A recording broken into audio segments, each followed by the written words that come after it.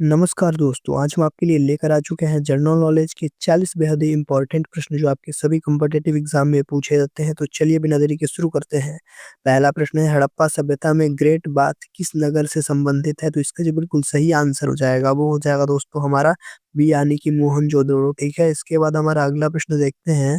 अगला प्रश्न है कि अजंता गुफाएं किस वंश के शासनकाल में विकसित हुई? तो इसका बिल्कुल सही आंसर हो जाएगा वो हो जाएगा सी यानी कि गुप्त वंश। ठीक है, इसके बाद हमारा अगला प्रश्न है दोस्तों कि भारत का एकमात्र सक्रिय ज्वालामुखी कहाँ स्थित है? तो इसका जो बिल्कुल सही आंसर हो जाएगा, वो हो जाएगा दोस्तों हमारा सी यानी कि बैरन द्वीप। ठीक है?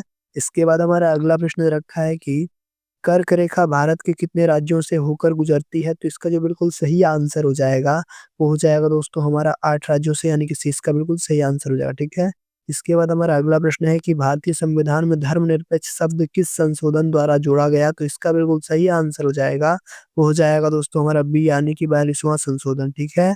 इसके बाद हमारा अगला प्रश्न है कि सार्वजनिक लेखा किसके नियंत्रण में होता है? तो इसका बिल्कुल सही आंसर हो जाएगा, वो हो जाएगा दोस्तों हमारा जो है संसद। ठीक है? यानी कि ए इसका बिल्कुल सही आंसर हो जाएगा। इसके बाद हमारा अगला प्रश्न है कि मानव आँख में दृष्टि का निर्माण किस पर होता है? तो इसका बिल्कुल सही आंसर हो जाएगा, वो हो जाएगा दोस्तों हमारा सी यानी कि रेटिना पर। ठीक है? इसके बाद हमारा अगला प्रश्न है, विटामिन के की कमी से कौन-सा रोग होता है? तो इसका बिल्कुल सही आंसर हो जाएगा, वो हो जाएगा दोस्तों हमारा रक्त का थक्का न बनना। ठीक है? इसका सी बिल्कुल सही आंसर हो जाएगा। इसके बाद देखते हैं अगला प्रश्न, हमारा अगला प्रश्न है कि भारत में हरित क्रांति का श्रेय किसे दिया जाता है? तो इसका बिल्कुल सही आंसर जो हो जाएगा, वो हो जाएगा दोस्तों हमारा एम.एस. स्वामीनाथन। ठीक है? यानी कि ए इसका बिल्कुल सही आंसर हो जाएगा। इसके बाद देखते हैं दोस्तों अगला प्रश्न, हमारा अगला प्रश्न है, श्वेत क्रांति का संबंध किससे है? तो इसका बिल्कुल सही आंसर हो जाएगा, वो हो जाएगा दुग्ध उत्पादन से। ठीक है? सी इसका बिल्कुल सही आंसर हो जाएगा। इसके बाद हमारा अगला प्रश्न दे रखा है कि भारतीय रिज़र्व बैंक का मुख्यालय कहाँ स्थित है? तो इसका जो बिल्कुल सही आंसर हो जाएगा, वो हो जाएगा दोस्तों हमारा सी यानी कि मुंबई में। ठीक है?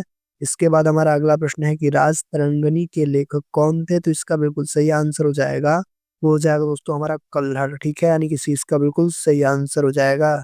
इसके बाद देखते हैं दोस्तों अगला प्रश्न, हमारा अगला प्रश्न है कि संगीत नाटक अकादमी की स्थापना किस वर्ष हुई? तो इसका बिल्कुल सही आंसर हो जाएगा, वो हो जाएगा दोस्तों हमारा 1953 में, यानी कि सी इसका बिल्कुल सही आंसर हो जाएगा। ठीक है? इसके बाद हमारा अगला प्रश्न है कि भारत का सबसे लंबा राष्ट्रीय राजमार्ग NH-44 किन्हें जोड़ता है? तो इसका बिल्कुल सही आंसर हो जाएगा, वो हो जाएगा दोस्तों हमारा श्रीनगर से कन्याकुमारी तक। ठीक है? यानी कि बी इसका बिल्कुल सही आंसर हो जाएगा। ठीक है? इसके बाद हमारा अगला प्रश्न है कि ओज़ोन परत मुख्यतः किस परत में पाई जाती है? तो इसका जो बिल्कुल सही आंसर हो जाएगा, वो हो जाएगा दोस्तों हमारा समताप मंडल, यानी 20 का बिल्कुल जो सही आंसर हो जाएगा। ठीक है?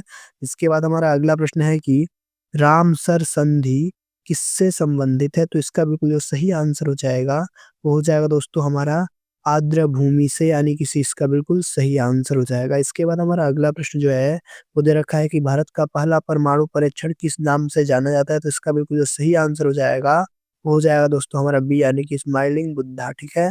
इसके बाद हमारा अगला प्रश्न दे रखा है कि आईएनएस चक्र किस देश से लीज पर ली गई पनडुब्बी है? तो इसका बिल्कुल सही आंसर हो जाएगा, वो हो जाएगा दोस्तों हमारा रूस। ठीक है? इसके बाद हमारा अगला प्रश्न देखते हैं हम, जो कि हमारा दे रखा है कि भारतीय राष्ट्रीय ध्वज की डिज़ाइन किसने की? तो इसका बिल्कुल सही आंसर हो जाएगा, वो हो जाएगा दोस्तों हमारा पिंगली वेंकैया, यानी कि ए इसका बिल्कुल सही आंसर हो जाएगा। ठीक है? इसके बाद हमारा अगला प्रश्न है कि लोहड़ी त्योहार मुख्यतः किस राज्य से संबंधित है? ठीक है? इसका बिल्कुल सही आंसर जो हो जाएगा दोस्तों, वो हो जाएगा हमारा पंजाब। ठीक है? यानी कि 20 का बिल्कुल सही आंसर हो जाएगा। ठीक है?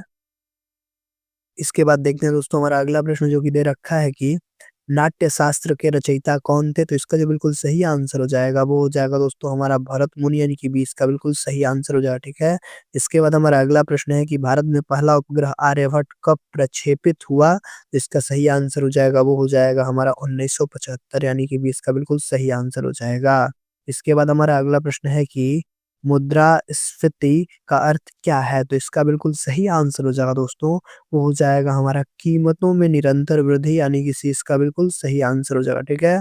इसके बाद हमारा अगला प्रश्न दे रखा है कि भारत का सबसे बड़ा बाँध आयतन के आधार पर कौन-सा है? तो इसका बिल्कुल जो सही आंसर हो जाएगा, वो हो जाएगा दोस्तों हमारा टिहरी, यानी कि सी इसका बिल्कुल सही आंसर हो जाएगा। इसके बाद हमारा अगला प्रश्न दे रखा है कि पोलो खेल की उत्पत्ति किस देश में मानी जाती है? तो इसका बिल्कुल जो सही आंसर हो जाएगा वो हो जाएगा दोस्तों हमारा भारत, ठीक है? यानी कि इसका बिल्कुल सही आंसर हो जाएगा। इसके बाद हमारा अगला प्रश्न दे रखा है कि ज्ञानपीठ पुरस्कार किस क्षेत्र से संबंधित है? तो इसका जो बिल्कुल सही आंसर हो जाएगा वो हो जाएगा दोस्तों हमारा बी यानी कि साहित्य से, ठीक है?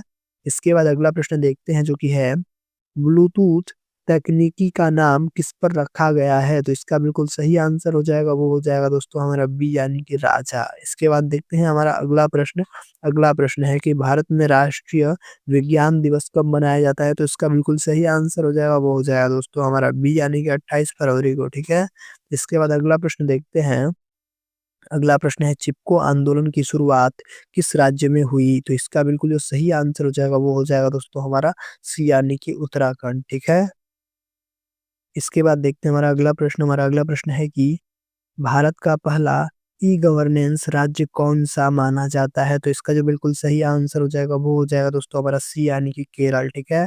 इसके बाद हमारा अगला प्रश्न है कि लिविंग रूट ब्रिज किस राज्य में पाए जाते हैं? तो इसका जो बिल्कुल सही आंसर हो जाएगा दोस्तों वो हो जाएगा हमारा मेघालय यानी कि सी इसका बिल्कुल सही आंसर हो जाएगा, ठीक है?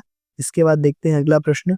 अगला प्रश्न है फाइबर ऑप्टिक्स किस सिद्धांत पर आधारित है? तो इसका जो बिल्कुल सही आंसर हो जाएगा वो हो जाएगा दोस्तों हमारा पूर्ण आंतरिक परावर्तन, ठीक है? यानी कि सी इसका बिल्कुल सही आंसर हो जाएगा। इसके बाद हमारा अगला प्रश्न देखते हैं जो कि दे रखा है, भारत का सबसे गहरा भूभागीय बिंदु कौन-सा है? तो इसका बिल्कुल सही आंसर हो जाएगा, वो हो जाएगा दोस्तों हमारा कुटनाड, ठीक है? यानी कि ये इसका बिल्कुल सही आंसर हो जाएगा। इसके बाद देखते हैं अगला प्रश्न। अगला प्रश्न है हमारा सूर्य सिद्धांत किससे संबंधित है? तो इसका बिल्कुल सही आंसर हो जाएगा दोस्तों, वो हो जाएगा हमारा खगोल विज्ञान यानी कि बी इसका बिल्कुल सही आंसर हो जाएगा, ठीक है?